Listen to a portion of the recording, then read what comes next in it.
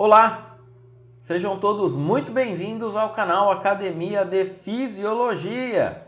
Eu sou o professor Paulo Eduardo Pereira. Na aula de hoje nós conversaremos a respeito de um tema extremamente importante para a fisiologia humana e também para a nossa sobrevivência. Conversaremos a respeito dos neurônios.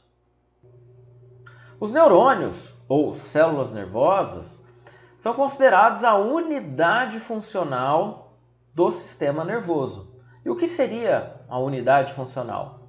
Unidade funcional representa a menor estrutura capaz de realizar todas as funções de um sistema. Os neurônios, conforme nós podemos observar na figura, apresentam uma estrutura celular única, que é diferente das outras células do nosso organismo. Vejam que ele apresenta uma região semelhante a uma célula típica, que nós chamamos de corpo celular. Apresenta algumas ramificações, que são os dendritos, e apresenta uma estrutura linear, que é denominado de axônio. Pensando na comunicação neuronal, no fluxo de informação, o fluxo da informação a nível de neurônio ocorre da seguinte maneira.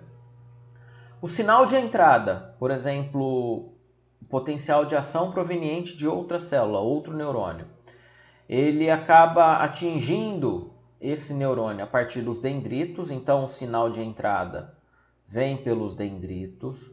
Aqui no corpo celular ocorrerá a integração, a interpretação desse sinal de entrada, e na sequência esse potencial de ação, essa informação, vai percorrer o axônio até atingir um tecido-alvo. Quando esse axônio entra em contato com outro tecido, que pode ser um outro neurônio, ou até mesmo o músculo cardíaco, o músculo esquelético, por exemplo, nós denominamos esse contato de sinapse. Fique tranquilo, nós teremos uma aula na sequência sobre sinapse. O corpo celular, ou também conhecido como soma, é semelhante a uma célula típica, conforme eu apresentei para vocês. No corpo celular nós temos o núcleo, que é o centro metabólico do neurônio, e o corpo celular ele é essencial para a sobrevivência de um neurônio. Se porventura o corpo celular de um neurônio for lesionado, o neurônio morre. Os dendritos são processos finos e ramificados que recebem a informação proveniente de células vizinhas. E aqui nos dendritos nós temos pequenas estruturas que denominamos de espinhos dendríticos. Qual seria a função dos espinhos dendríticos? Quando esses espinhos eles são alterados, então a alteração na morfologia dos espinhos dendríticos estão associados com o processo de ensino e aprendizagem. Então, conforme nós aprendemos, conforme nós criamos novas memórias, esses espinhos dendríticos eles aumentam em volume e isso está associado com essa capacidade de aprendizagem, a capacidade de memorização. E nós temos também o axônio.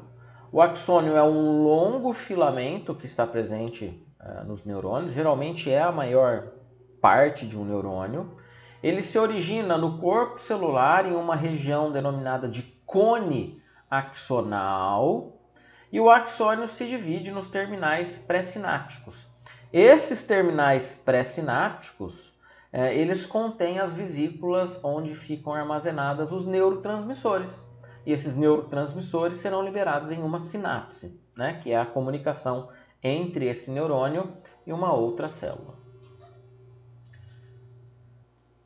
Os axônios de muitos neurônios são mielinizados, ou seja, possuem uma bainha de mielina nessa região que eu estou passando o laser. Tá? O que seria a bainha de mielina? A bainha de mielina é um complexo proteolipídico que envolve o axônio. Vejam só, No sistema nervoso central, encéfalo e medula, as células responsáveis pela produção da bainha de mielina são os oligodendrócitos. E no sistema nervoso periférico, que é o exemplo desse neurônio aqui, as células responsáveis pela produção da bainha de mielina são as células de Schwann. A bainha de mielina, ela envolve o axônio, exceto nessas extremidades, onde nós temos os nodos de Ranvier. E qual que seria a função da bainha de mielina? A bainha de mielina ela fornece suporte, atua como um isolante em torno do axônio e acelera a transmissão do potencial de ação, tá? Já os nodos de Ranvier, que são essas estruturas aqui, ó, eles são trechos que não apresentam bainha de mielina e eles proporcionam a propagação do impulso nervoso em saltos. E isso acaba aumentando a velocidade de condução do impulso nervoso. Então, quando vem um impulso nervoso, ele faz isso aqui, ó, ele chega no nodo, ele salta dessa maneira aqui, ó. E isso aumenta a velocidade de condução do impulso nervoso. Os neurônios, eles são classificados de acordo com a sua função. Então nós temos basicamente 3 tipos: neurônios aferentes, neurônios eferentes e interneurônios. Pensando nos neurônios aferentes conduzem informações dos receptores sensoriais para o sistema nervoso central. Aqui nós temos um exemplo de neurônio sensorial, neurônio aferente.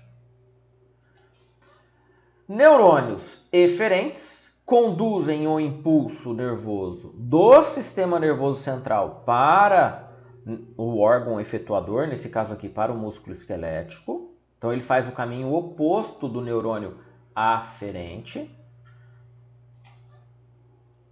Um exemplo de neurônio eferente. E nós temos os interneurônios. Os interneurônios são considerados neurônios de conexão. E uma curiosidade, os interneurônios só estão presentes no sistema nervoso central. Não há interneurônio na periferia. E eles fazem a comunicação entre os diferentes neurônios, por isso que também podem ser considerados, denominados de neurônios de conexão. Aqui nós temos alguns exemplos, né, de interneurônios do sistema nervoso central. Além da classificação funcional, os neurônios apresentam uma classificação estrutural. Então vejam, nós temos neurônios unipolares. Esses neurônios unipolares, eles apresentam um único prolongamento com diferentes segmentos, servindo como superfícies receptoras e terminais liberadores, conforme nós estamos observando aqui. Por outro lado, nós temos neurônios bipolares. Os neurônios bipolares, eles apresentam 2 terminações especializadas, um dendrito, certo?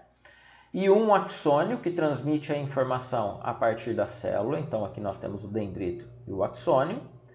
E nós também temos os neurônios sensoriais, que acabam sendo uma subclasse de células bipolares.